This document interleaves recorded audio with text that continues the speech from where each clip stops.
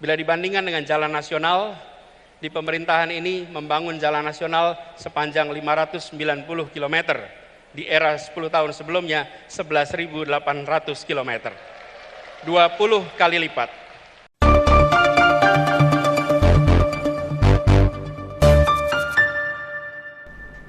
Halo, berjumpa lagi dengan Om Ben. Salam seger waras.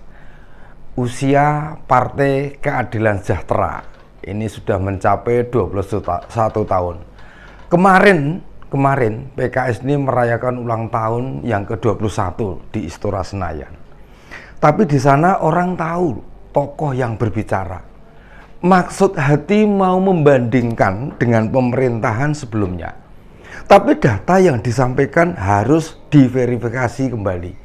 Salah satunya, ketika Pak Anies bakal capres Koalisi Perubahan, berbicara di podium, dia menyebut pembangunan jalan nasional zaman Pak SBY jauh lebih panjang dibandingkan 10 tahun zamannya Pak Jokowi.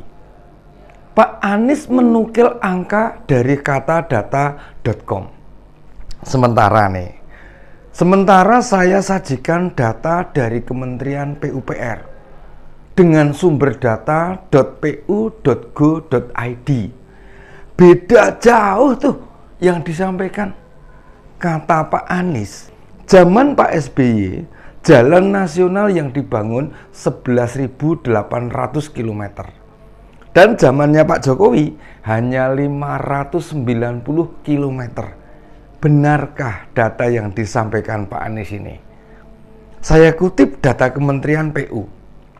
Disebutkan, Pak SBY hanya membangun jalan nasional sepanjang 3.941 km dari 34.629 km pada 2004 menjadi 38.570 km pada 2014. Nih, sekali lagi, hanya 3.941 km jalan nasional. Ingat, jalan nasional adalah jalan yang dibangun, dirawat, dipelihara, diperbaiki oleh Kementerian PUPR. Sementara jalan provinsi itu dibangun, dirawat, dipelihara, dan diperbaiki oleh Dinas PUPR tingkat provinsi. Serta jalan kabupaten dan kecamatan itu dibangun, dirawat, dipelihara, dan diperbaiki oleh Dinas PUPR tingkat kabupaten. Untuk jalan desa atau lingkungan dikerjakan oleh desa serta swadaya masyarakat. Bagi teman-teman akademisi, wartawan, peneliti, mahasiswa, dan LSM, silahkan akses data di Kementerian PUPR. Data itu bisa diakses siapapun. Pada era pemerintahan Jokowi hingga tahun 2021, panjang jalan nasional bertambah 8.395 km. Dari sebelumnya 38.570 km menjadi 46.965 km. Bagaimana bisa 3.941 km lebih panjang dari 8.395 km? Bagaimana? Coba, bagaimana bisa seorang bakal capres, mantan rektor, dan mantan Mendikbud mengutip data tanpa memverifikasi data lain? Pertanyaan selanjutnya nih. Jalan nasional bertambah 11.800 km. Itu benarkah?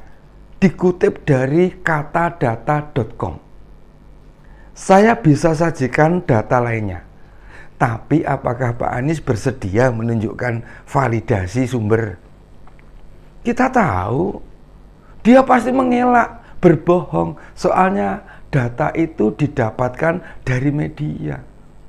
Pak Tuan Guru Bajang, seorang mantan gubernur NTB, penghafal Al-Quran, merespon apa yang disampaikan Pak Anies. Ada data yang tidak dikemukakan Pak Anies. yakni tentang pembangunan jalan desa di masa Pak Jokowi hingga akhir 2022. Jalan desa yang berhasil dibangun itu sepanjang 316.000 km. Capres koalisi perubahan itu tidak adil dan cenderung menyesatkan publik. Pak Anies mengkritik pembangunan jalan tol itu dikaitkan dengan keberpihakan. Infrastruktur yang menunjang keseharian, pemerataan dan turunannya.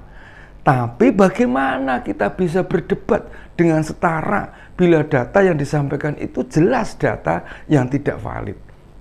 Inilah contoh pemimpin yang ada di otaknya hanya kebencian. Keberhasilan yang dilakukan Pak Jokowi memang ingin dirusak. Kenapa? Karena Pak Jokowi dibanggakan masyarakat.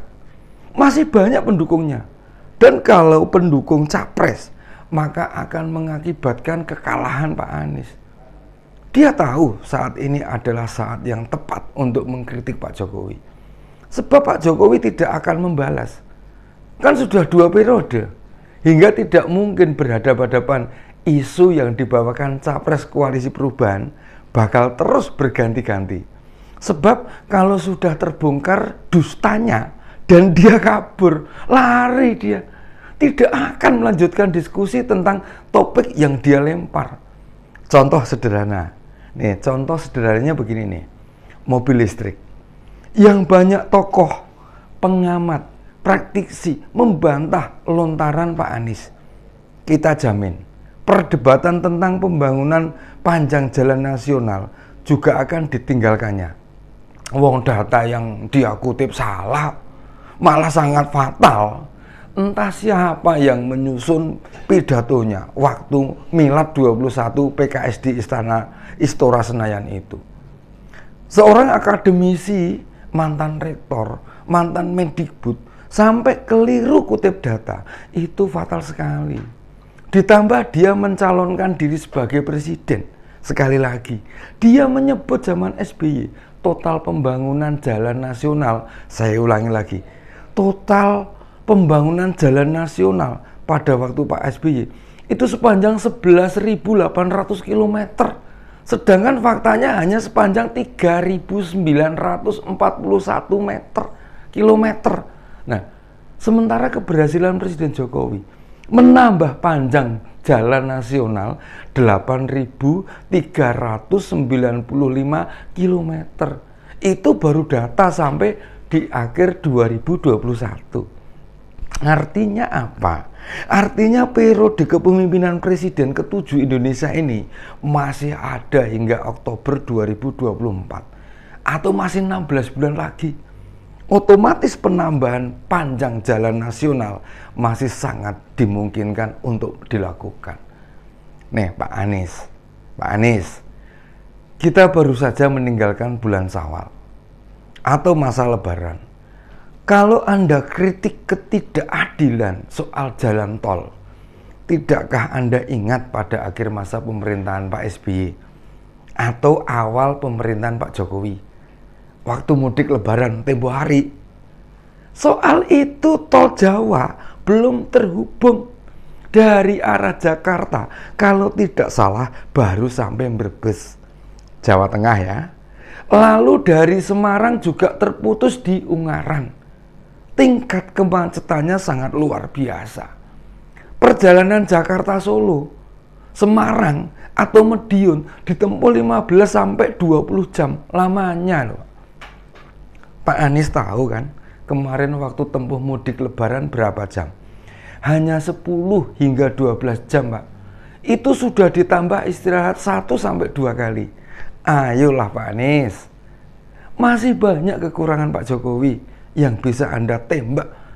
Jangan lakukan tipu-tipu data demi ambisi menggantikan beliau lah. Tidak baik. Menyajikan data yang tidak sesuai faktanya itu tidak baik, Pak. Tidak perlu berbicara keberpihakan. Infrastruktur keseharian, kepedulian. Gini deh Pak, kita masih bicara soal jalan tol. Pak Anies pernah nanya sopir bis, sopir truk bahan pokok, sopir BBM, atau kernet pengangkut hewan ternak dengan tujuan minimal 100 km. Sudah tanya belum? Sekali lagi, tanya mereka Pak, baik yang lewat tol maupun yang nggak lewat tol. Tanyakan pada mereka, enakan mana mengendarai kendaraan berat saat dibandingkan waktu jalan tol di Jawa belum terhubung? Cek saja pengakuan mereka Pak, suruh mereka jujur bercerita. Mereka pasti akan bilang, walaupun mereka tidak lewat tol, setidaknya kepadatan lalu lintas berkurang. Sebab sebagian pengguna jalan pindah lewat jalan tol. Atau bagi pelintas jalan tol, waktu mereka beristirahat, waktu tempuh, kebugaran tubuh, waktu bercengkerama dengan keluarga lebih lama sekarang Pak dibandingkan yang dulu. Silahkan Pak Anies konfirmasi dan dengarkan jawaban mereka. Teman-teman, tolong sampaikan ke timnya Pak Anies, kalau ada yang kenal jika mau kutip data, cross check juga data lain, terutama sumber data pemerintah atau setidaknya institusi lah yang berwenang. Kalau bicara jalan, kan kita harus cari data ke Kementerian PUPR. Masa nyari data di Kominfo? Emangnya wartawan kata data ngukur sendiri itu jalan? Pas zaman Pak SBY membangun sampai titik mana? Lalu dilanjutkan zaman Pak Jokowi sampai di mana begitu? Pasti mereka mengutip juga dari Kementerian PUPR. Nah, yang bikin naskah pidato Pak Anies, saya juga keliru baca data.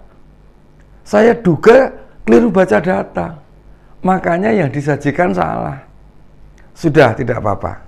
Tidak apa-apa Pak Anies. Dimaafkan saja nih.